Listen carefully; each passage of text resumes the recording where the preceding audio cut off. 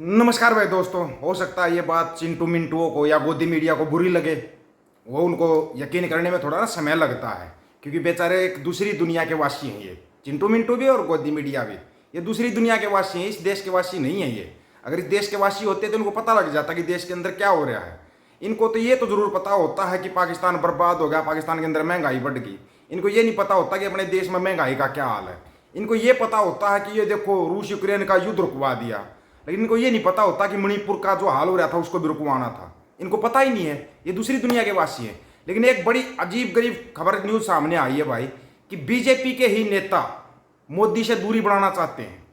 इस बार लोकसभा चुनाव में जो दुर्गति उनकी हुई है, देश के अंदर दो प्रदेश बड़े माने जाते हैं, एक महाराष्ट्र और एक उत्तर प्रदेश। इन दो प्रदेशों को बहुत बढ़िया माना जाता है कि जो इनके ऊपर सबको पता है कि प्रधानमंत्री का अगर किसी को बनना है तो ये प्रदेश उनको चाहिए ही चाहिए, किसी भी तरीके से चाहिए। उन्हीं दोनों प्रदेशों के अंदर अब सुख बुगाड़ शुरू हो गए। खुद बीजेपी के नेता बोलने लगे कि भाई सेंटर के नेताओं की हमारे को मदद नहीं चाहिए, क्योंकि महाराष्ट्र के अंदर जो हालात हुए हैं, महाराष्ट्र के जो एनडीए गठबंधन वाले हैं वो खुद बोल रहे हैं इस बात को अपनी मीटिंग करके कि भाई अब की बार नहीं चाहिए। क्योंकि जिस महाराष्ट्र के अंदर 2019 में 23 सीटें जीती थी एनडीए गठबंधन ने, बीजेपी ने मोदी के नाम पे, अब की बार मोदी ने पता नहीं वहाँ पे क्या, मोदी तो फिर भी वही मोदी था, कोई दूसरा तो था नहीं। मोदी के पास जो होता वही बोलते हैं, वो तो वही बातें बोल ली, तो 23% डायरेक्ट 9 सीटों पे आ गया। वो गठबंधन 9 सीटों पे आकर खड़ा हो गया, तो बहुत बड़ा डैमेज होया।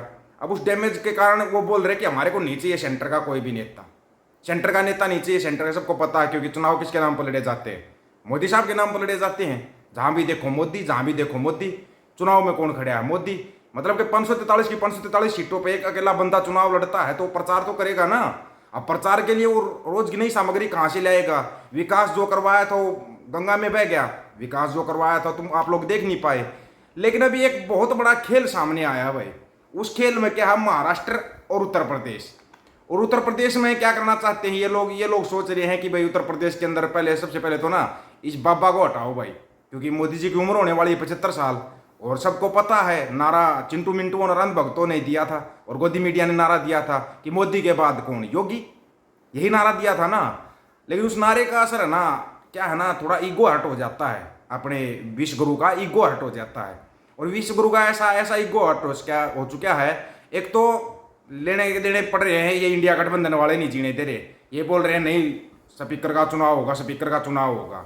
मतलब ये जीने नहीं दे रहे उसको बेचारे को। ठीक है भाई चुनाव होगा कर लो, क्योंकि एक तो बेचारे ने पहले विदेश का दौरा कैंसिल किया कि भाई चुनाव ना हो, ऐसे ही अपना स्पीकर बना देंगे ओम बिरला को। और ओम बिरला को बोलते हैं निकाल दो सबको बाहर, नया कानून लेके आएंगे। जैसे अभी 1 जुलाई से नए 3 कानून लागू हो रहे हैं। वो 147 सांसदों को बाहर निकाल के ही तो वो नए 3 कानून बनाए थे। वो अब 1 जुलाई को लागू भी करने हैं। 1 जुलाई को लागू करने तो अपना तो स्पीकर चाहिए, तभी तो वो लागू होंगे ना, नहीं तो विपक्ष वाले हंगामा करेंगे। यूपी के अंदर क्या खेल चल रहा है भाई? सबसे बड़ा ध्यान से सुनने वाला खेल है यूपी के अंदर। जहां एक और दिल्ली में स्पीकर पद के लिए घमासान चल रहा है, वहीं दूसरी ओर यूपी में खराब चुनाव नतीजों के तहत दिल्ली दरबार बाबा को हटाने पर तुला हुआ है। पढ़ गए जो केजरीवाल बोलता था कि भाई ये हटाएंगे योगी आदित्यनाथ को, उसको हटाने पर तुला हुआ है। बाबा ने भी अपने समर्थक नेताओं को लामबंद करना शुरू कर दिया है। बाबा कौन सा कम है, बाबा को भी पता है। कल दिल्ली में पश्चिम यूपी के कुछ बाबा समर्थक वरिष्ठ भाजपा नेताओं की भी बैठक हुई, जिसमें बाबा के बचाव और दिल्ली दरबार का विरोध करने की रणनीति पर चर्चा हुई। दिल्ली दरबार सबको पता किसका, अपने 2 तारा और सितारा मोदी साहब और गृह मंत्री साहब। सूत्र बता रहे हैं कि सूत्रों के हवाले से भाई वही सूत्र, ये वही सूत्र है जो सूत्र ये लेकर आते हैं ना मान मंडिया और इसके दलाल, वही सूत्र है। ये भी सूत्र बता रहे हैं कि यूपी चुनाव की समीक्षा रिपोर्ट में भी बाबा के ऊपर ठीकरा फोड़ा जा सकता है। भाई चुनाव किसके नाम पर लड़ाया गया था? बाबा के नाम पर लड़ाया गया था क्या? सबको पता है मोदी जी के नाम पर लड़ाया गया था।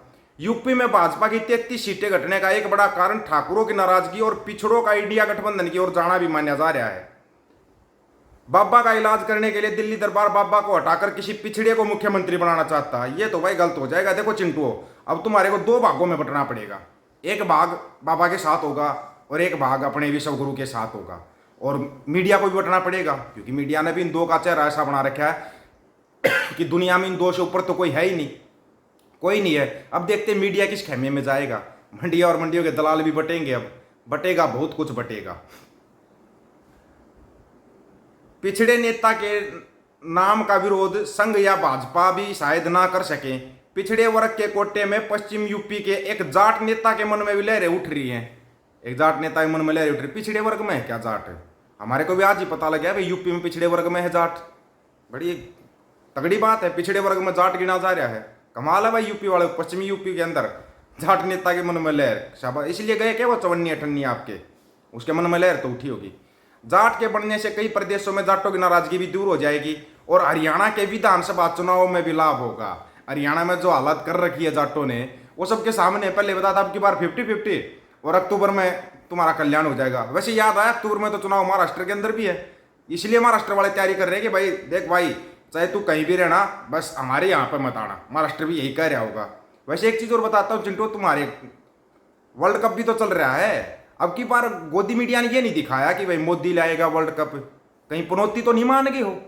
पनौती तो नहीं मान लिया है? एक बार बोल के देख लो, परसों सेमीफाइनल है, कल एक बार न्यूज चला दो तुम कि मोदी लाएगा वर्ल्ड कप। अगर इंडिया जीत जाए तो गारंटी, अगर मैच हो भी गया तो नहीं जीतेगा, गारंटी के साथ कह रहे हैं हम।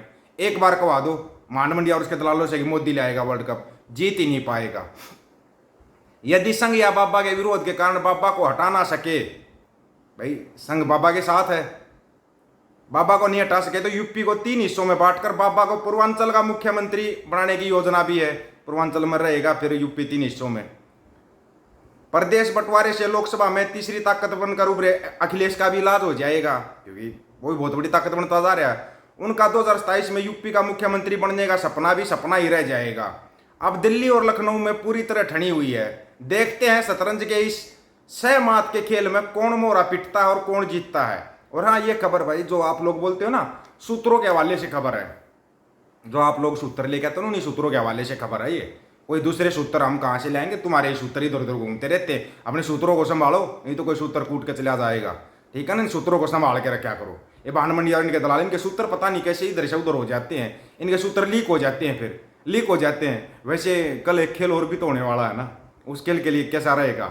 जो आज खेल होगा, चुनाव होगा ना स्पीकर पद का, उसके लिए भी आपको चलो फिर बताते हैं, डिटेल में बताएंगे उसके अंदर क्या होने वाला है। और ओम बिरला का नाम क्यों बार बार आ रहा है? इस खेल से भी अब पर्दा उठाना ही पड़ेगा। ठीक है ना? उठाना बहुत जरूरी है। अगर किसी जागती जमीर वाले सांसद का जमीर जग गया, जो जागती जमीर का सांसद होगा वो तो ओम बिरला को वोट देगा नहीं, ओम बिरला को नहीं देगा, वो तो भाई के सुरेश को वोट देगा। भाई एक पढ़ा लिखा तो चाहिए ना स्पीकर, ऐसा होना चाहिए जो निष्पक्ष हो। ऐसा स्पीकर नहीं होना चाहिए जो कठपुतली हो। कठपुतली स्पीकर का भी काम नहीं आता।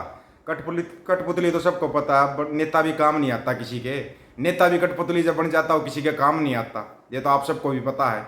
चलो देखते हैं, जो होगा वो आप सबके सामने आएगा। बाकी आपको बताया था ना कि लोकसभा स्पीकर का पद का चुनाव होगा तो होगा, जोर लगा लिया चुनाव भाई यार। चुनाव में बताया था ये ओम बिरला से अलग कुछ लेके नहीं आएंगे। उसका भी एक बहुत बड़ा रीजन है, ओम बिरला को क्यों लेके आते हैं बार बार, उसका एक बहुत बड़ा रीजन है। वो रीजन अगर आपको बता देना, आपके पैरों थल्ले जमीन निकल जाएगी, जमीन नहीं बचेगी आपके पैरों के नीचे। बाकी जो चल रहा है, और हाँ ये बता ही दिया था आपको, अमृतपाल को लेके आना पड़ेगा। चलो स्पीकर तो चुनो, कोई चुना जाए, के सुरेश बने या ओम बिरला, कम से कम एक लेटर लिख के अमृतपाल को तो शपथ दिलाओ, वो सांसदी की मोहर तो लग जाएगी उसकी। इस बारे में आप लोगों की क्या राय है भाई? अपनी राय जरूर रखना दोस्तों। मिलते हैं अगले वीडियो में, आपकी राय का इंतजार रहेगा, क्योंकि आपकी राय बहुत महत्वपूर्ण होती है। सभी साथी ये एक रिक्वेस्ट जरूर है कि वीडियो को ज़्यादा से ज़्यादा शेयर किया करो भाई। सभी भाइयों को राम राम, नमस्कार, आदाब, सत श्री अकाल। वीडियो को ज़्यादा से ज़्यादा शेयर, चैनल को सब्सक्राइब और बेल आइकन को जरूर दबाना दोस्तों। ऑफिशियल दीपक फौजी यूट्यूब चैनल, बात हक और सच की करेंगे, हक सच की बात हम करेंगे। वीडियो को शेयर करने की जिम्मेवारी आप लोगों की। गज के आखो, वाहेगुरु जी का खालसा, वाहेगुरु जी की फतेह।